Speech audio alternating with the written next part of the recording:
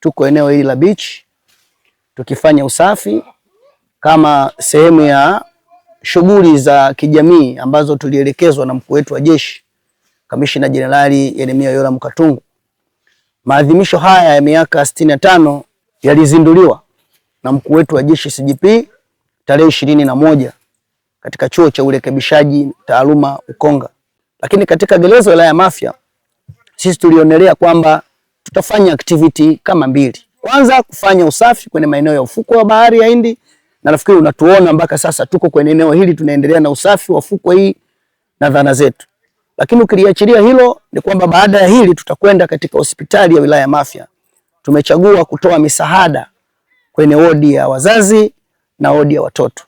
Kwa hiyo tumeandaa baadhi ya vitu muhimu vya kusaidia kama sabuni, mafuta ya kupaka na vitu mbalimbali.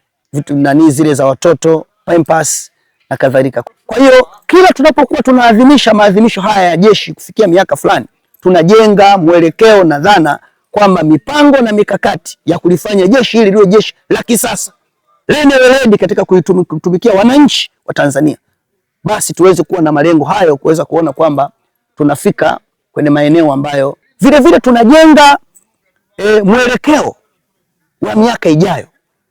Jeshi linatakiwa lifike wapi? Limetokea wapi? Na linatakiwa lifike wapi?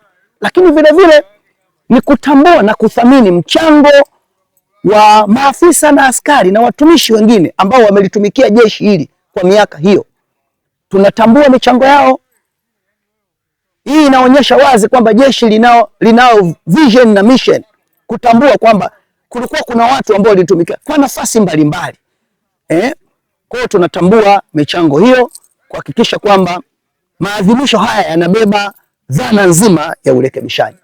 Kwa hiyo kwa ufupi, hiyo ndio maana ya maadhimisho haya.